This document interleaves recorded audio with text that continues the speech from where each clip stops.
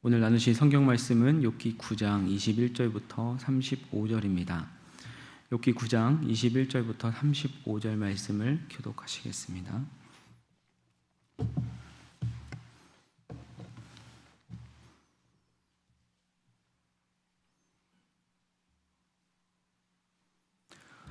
나는 온전하다마는 내가 나를 돌아보지 아니하고 내 생명을 천히 여기는구나. 일이 다 같은 것이라. 그러므로 나는 말하기를 하나님이 온전한 자나 악한 자나 멸망시키신다 하나니, 갑자기 재난이 닥쳐 죽을지라도 무죄한 자의 절망도 그가 비웃으시리라. 세상이 악인의 손에 넘어갔고 재판관의 얼굴도 가려졌나니, 그렇게 되게 한 이가 그가 아니시면 누구냐. 나의 날이 경주자보다 빨리 사라져버리니 복을 볼 수 없구나. 그 지나가는 것이 빠른 배 같고 먹이에 날아내리는 독수리와도 같구나.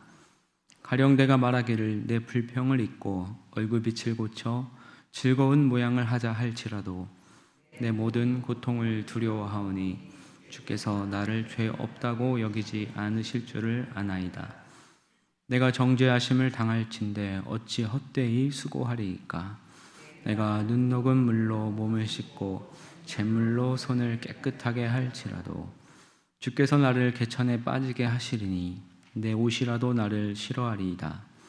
하나님은 나처럼 사람이 아니신즉 내가 그에게 대답할 수 없으며 함께 들어가 재판을 할 수도 없고 우리 사이에 손을 얹을 판결자도 없구나. 주께서 그의 막대기를 내게서 떠나게 하시고 그의 위엄이 나를 두렵게 하지 아니하시기를 원하노라. 그리하시면 내가 두려움 없이 말하리라. 나는 본래 그렇게 할 수 있는 자가 아니니라. 아멘. 라플라스의 악마라는 말이 있습니다. 라플라스는 프랑스의 대표적인 수학자로서 나폴레옹 정부에서 내무부 장관을 지내기도 한 인물입니다. 그는 주어진 한순간 자연에 존재하는 모든 존재의 위치와 운동 상태를 아는 악마가 있다면 그 악마에게는 어떤 것도 불확실하지 않고 과거와 마찬가지로 미래가 눈앞에 펼쳐질 것이다 라고 말했습니다. 즉, 모든 입자의 위치와 운동 상태를 안다면 미래는 결정된 것이다 라는 말입니다. 이는 고전역학이 말하는 결정론의 정점이라고 할 수 있습니다. 욥의 친구들은 이런 결정론적 사고를 가지고 욥에게 자꾸만 너의 죄로 인해 이러한 고통을 당하고 있음을 인정하라고 강권합니다. 하나님께서도 인과응보와 상선벌악이라는 틀 안에서 움직이시기 때문에 욥도 당연히 그 결정된 인과관계에 따라 죄를 졌기 때문에 고통을 당한다라는 뜻이었습니다. 하지만 욥은 굴하지 않고 반박하며 말합니다. 내가 의인이 아니라는 사실은 인정한다. 하지만 너희는 어떠하냐? 사람이라면 하나님 앞에 모두 의롭지 않은데 너희는 의로워서 하나님 앞에 떳떳한 것이냐라고 반문합니다. 그리고 하나님께 하던 대거리를 마저 이어갑니다. 21절에서 24절입니다. 나는 온전하다마는 내가 나를 돌아보지 아니하고 내 생명을 천히 여기는구나. 일이 다 같은 것이라. 그러므로 나는 말하기를 하나님이 온전한 자나 악한 자나 멸망시키신다 하나니, 갑자기 재난이 닥쳐 죽을지라도 무죄한 자의 절망도 그가 비웃으시리라. 세상이 악인의 손에 넘어갔고 재판관의 얼굴도 가려졌나니, 그렇게 되게 하니가 그가 아니시면 누구냐. 21절은 특별히 해석이 어려운 구절입니다. 세번역은 21절과 22절을 이렇게 옮깁니다. 비록 내가 흠이 없다고 하더라도 나도 나 자신을 잘 모르겠고 다만 산다는 것이 싫을 뿐이다. 나에게는 모든 것이 한 가지로만 여겨진다. 그러므로 나는 그분께서는 흠이 없는 사람이나 악한 사람이나 다 한 가지로 심판하신다 하고 말할 수밖에 없다. 굉장히 불경한 발언입니다. 이제 욥을 제어할 수 있는 것은 없습니다. 잃을 것이 없다고 생각하는 욥은 거침없이 모욕적인 언사를 사용하며 하나님께 대한 비판의 강도를 높여갑니다. 이 지경이 되어서는 잘못이 있다 없다 따지는 것도 의미가 없게 느껴진다. 결국 하나님께서는 자기 마음대로 의인과 악인을 다 절멸하실 것 아닌가라는 빈정거림입니다. 그리고 23절에서 갑자기 재난이 닥쳐 죽고 무죄한 자가 절망해도 하나님은 비웃으시리라고 말하는데, 이는 자녀들이 당한 죽음과 더불어 자신의 절망적인 처지를 가리키는 것으로 보입니다. 하나님은 욥의 가족의 절멸을 보시면서도 방관하고 의롭게 살기 위해 몸부림쳤던 자신이 절망하는 모습을 조롱하시는 가학적인 분이라고 말하고 있는 것입니다.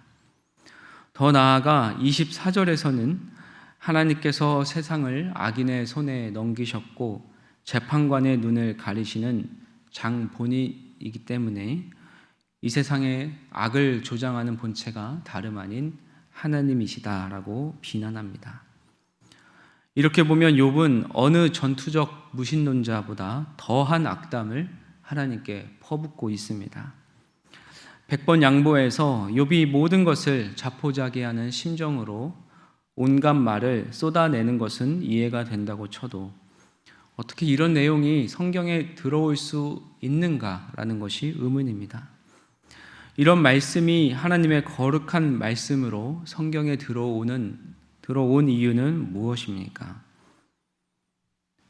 무엇을 위해 악에 바친 진물투성이 사내의 악다구니를 성경에 기록한 것입니까?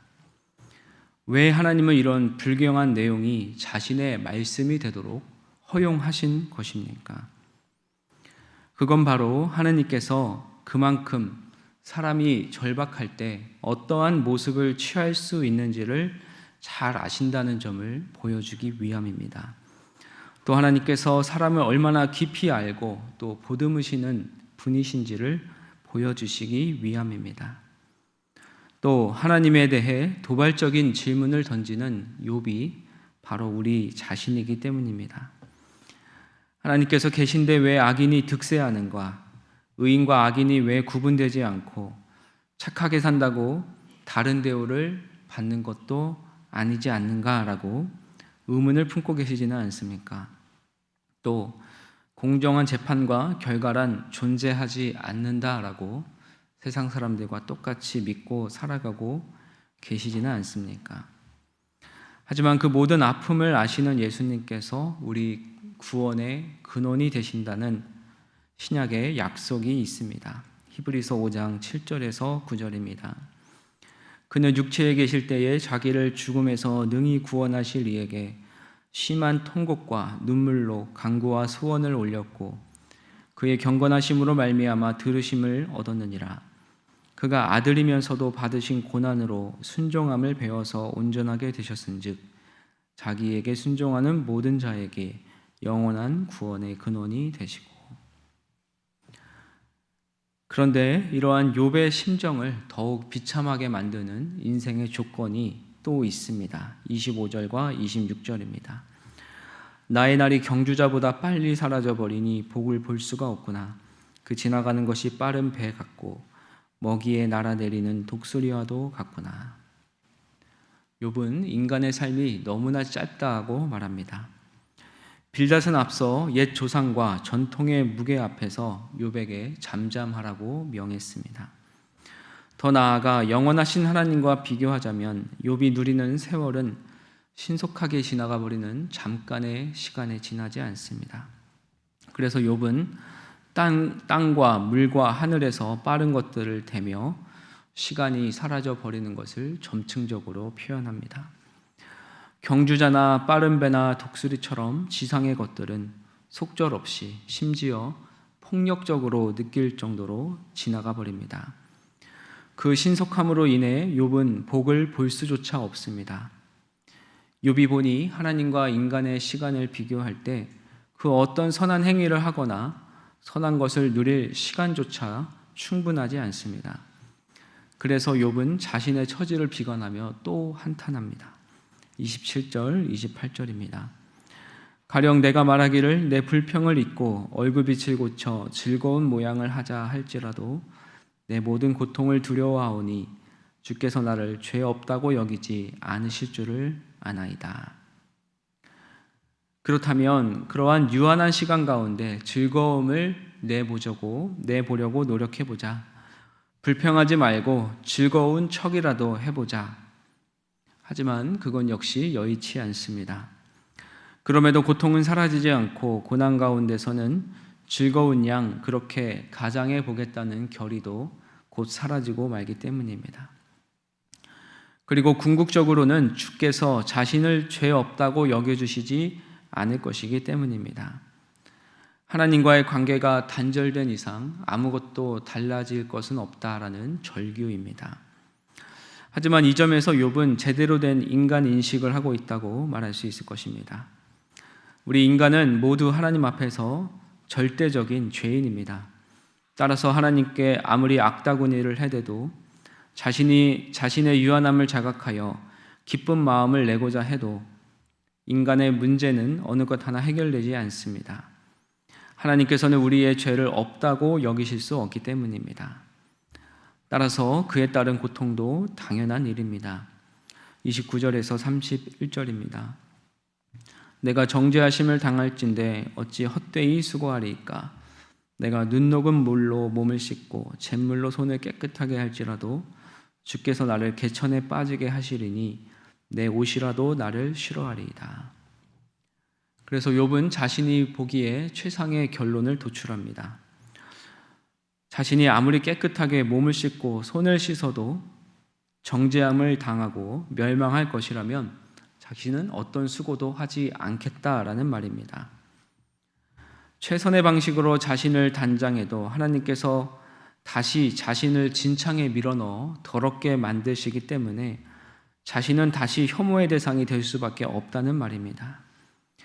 이는 인간 현실에 대한 굉장히 처절한 이해입니다. 공의의 하나님 앞에 우리가 맨몸으로 설 때 인간은 이러한 당혹감과 절망감밖에 느낄 수 없습니다. 어찌 보면 하나님은 우리를 끊임없이 시궁창에 쳐넣고 너는 더럽고 추악한 존재다라고 말하시는 분입니다.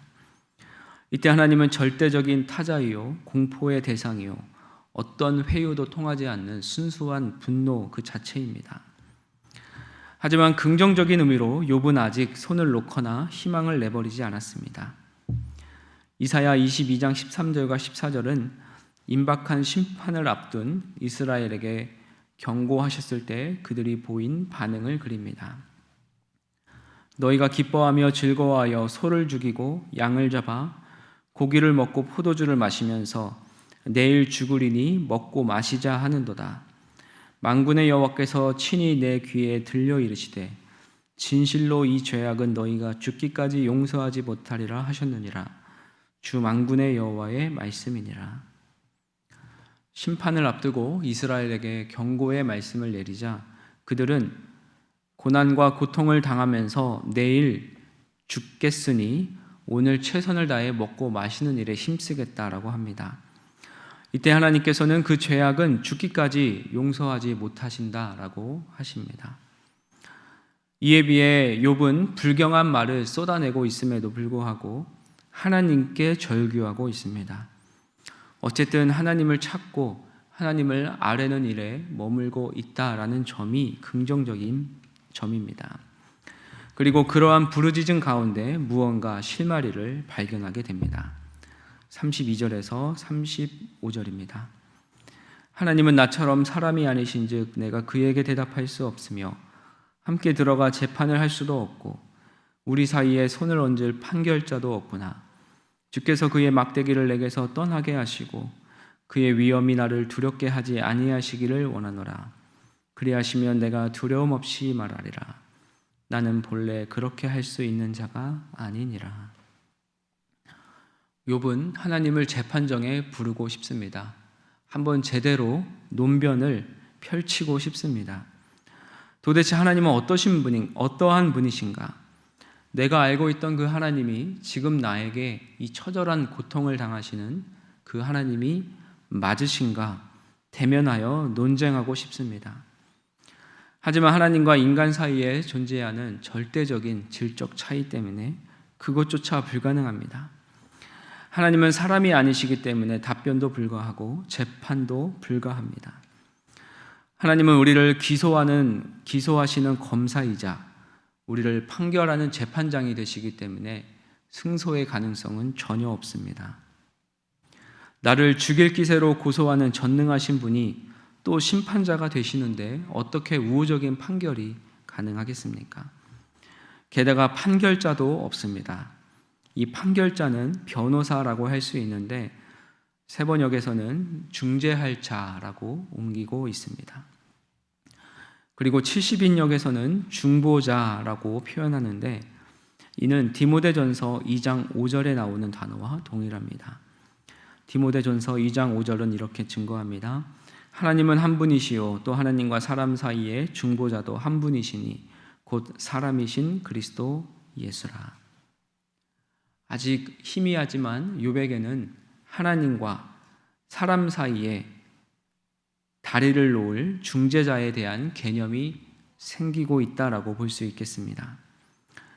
그럼에도 불구하고 하나님의 막대기가 자신을 징벌하고 그 위험에 짓눌리는 상황에서 두려움 없이 말할 수 있는 가능성은 없다라고 말합니다.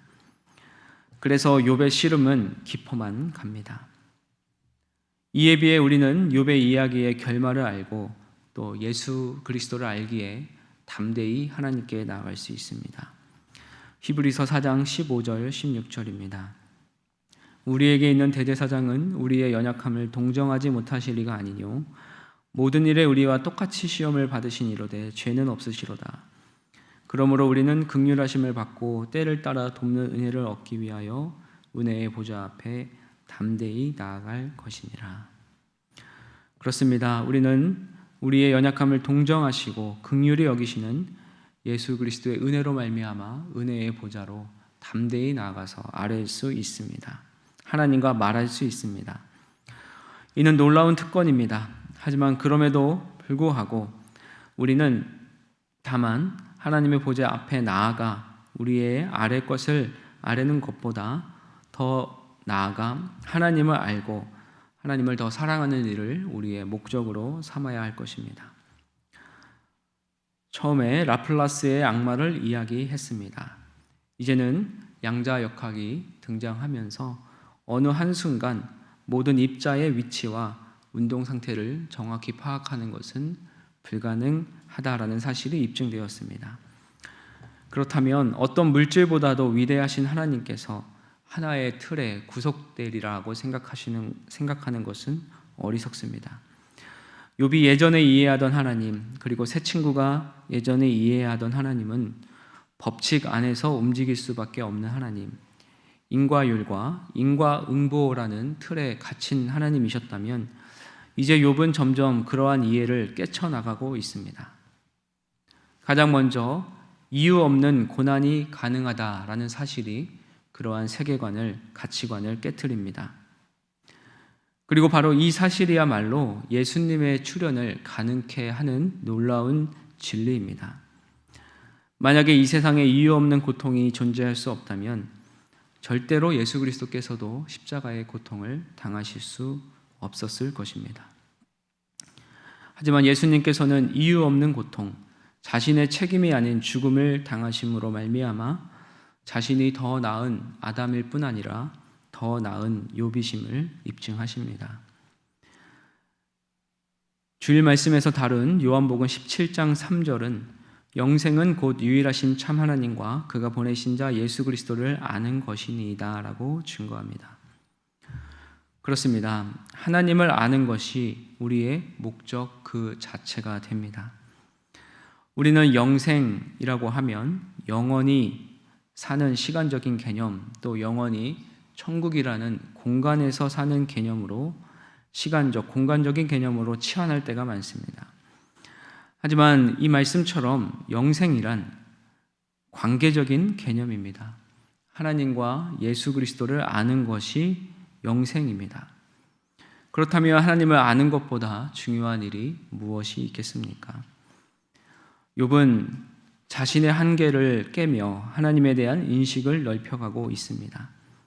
굉장히 고통스럽지만 그 결과로 하나님을 새롭게 인식하고 하나님을 새롭게 알아가고 새롭게 영생을 맛보고 있습니다.